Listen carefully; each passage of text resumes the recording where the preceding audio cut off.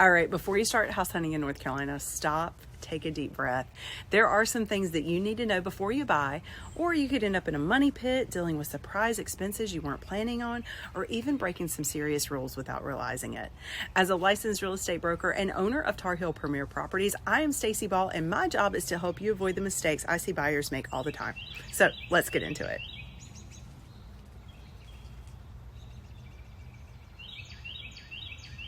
In North Carolina, sellers have to fill out a residential homeowner's property disclosure agreement. Sounds fancy, right? This document is how sellers communicate property conditions to potential buyers. But there's a catch. No representation can be selected on almost every response on the disclosure, and it's a legal response. That means they don't have to confirm if the roof leaks or if there are electrical or plumbing issues.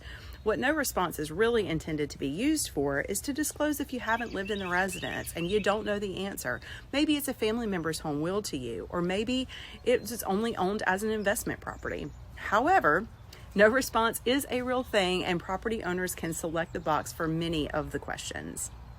That's why you absolutely should get a professional home inspection.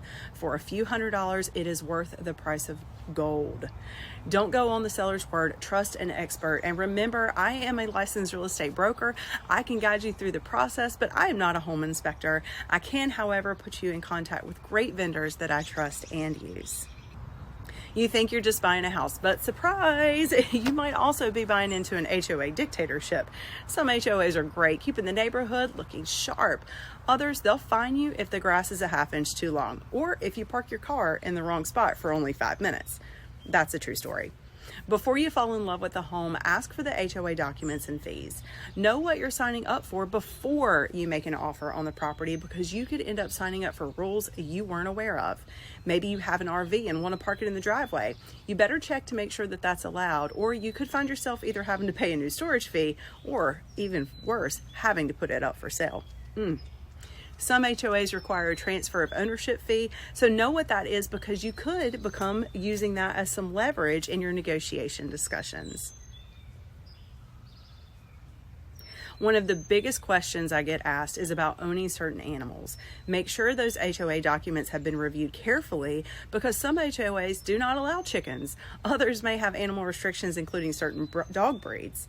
So moral of the story is, read those HOA documents carefully and make sure the property checks all of your boxes before you enter into a contract.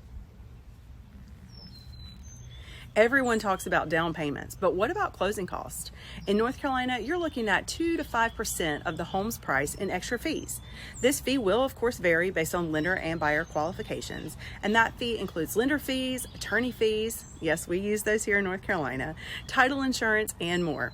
But the good news, some of those costs can be negotiated, especially in a stronger buyer's market. That's where having the right real estate broker comes in handy. Even if you are nowhere near the coast, North Carolina has flood zones throughout the state.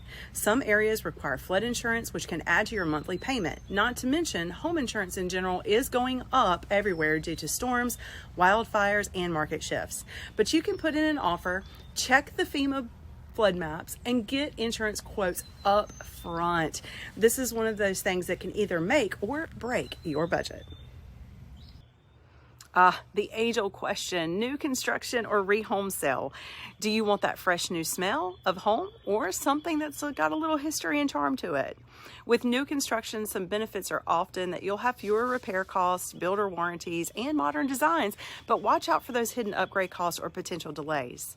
When it comes to a resale home, established neighborhoods, often bigger lots, mature vegetation are some great benefits, but you might need some home renovations. Either way, a real estate broker is your best friend in navigating these choices. Oh, and as a reminder, I am a licensed real estate broker. I am not a real estate attorney. So if you have complex contract questions or legal concerns, please call a real estate attorney before you sign anything.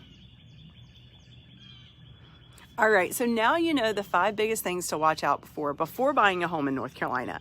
But this is just the beginning. There is so much more to know, and that's where I come in. If you've got questions, drop them in the comments. Are you thinking about buying? Let's chat.